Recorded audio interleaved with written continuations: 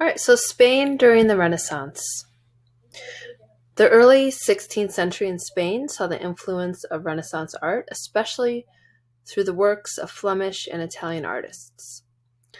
The reign of the Catholic monarchs, Ferdinand II of Aragon and Isabella I of Castile, supported the arts, but the Spanish Renaissance art remained somewhat conservative, El Greco and the Spanish Mannerists.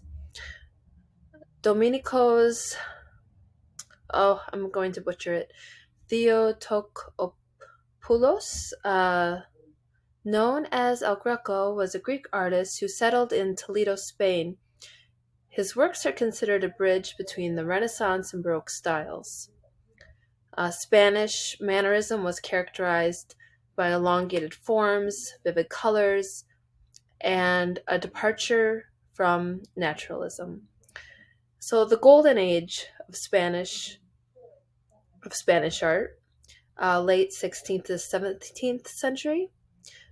This late 16th century laid the foundation for the golden age of Spanish art in the 17th century.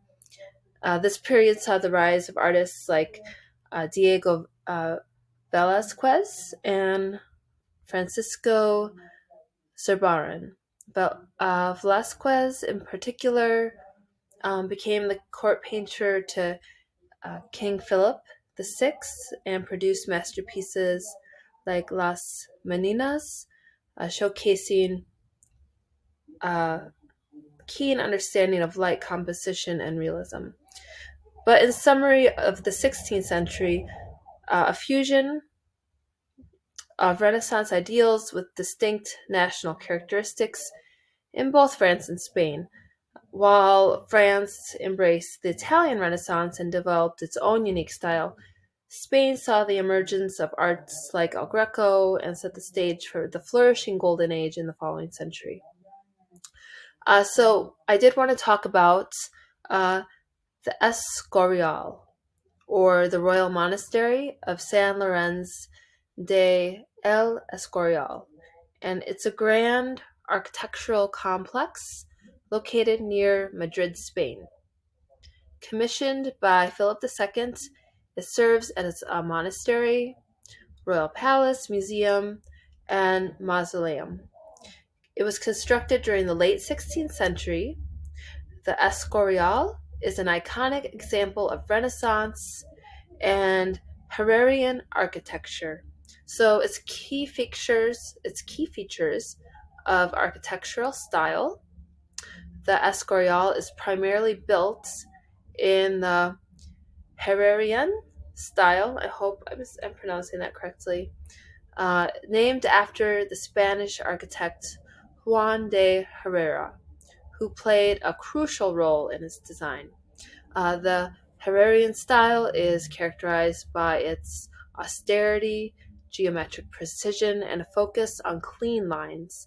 The Escorial reflects these characteristics with its symmetrical layouts and its stark monolithic appearance. So its functionality. Philip II conceived the Escorial as a multifunctional complex, serving as a monastery, royal palace, and a burial site for Spanish monarchs. It also intended to be a center of learning and a symbol of the Counter-Reformation. So the layout. The complex is organized around a central building, shaped like a gridiron, symbolizing the martyrdom of St. Lawrence, for whom the monastery is named. The gridiron is a reference to the instrument of torture traditionally associated with the state. The Escorial includes basilica, a library, a monastery, a royal palace, and courtyards. The layout is highly symmetrical and emphasizes order and discipline. Basilica and Pantheon. The Basilica at the Escorial is an impressive example of Spanish Renaissance architecture. Its altar is adorned with sculptures and paintings by leading artists of the time. The Pantheon of Kings, located beneath the basilica, serves as the final resting place for many Spanish monarchs, including Philip II himself. In the library, the Escorial's library is one of the oldest and most important libraries in Europe. It houses a vast collection of manuscripts and rare books.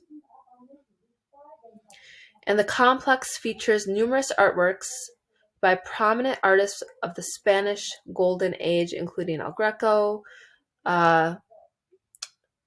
Titian, and Velázquez.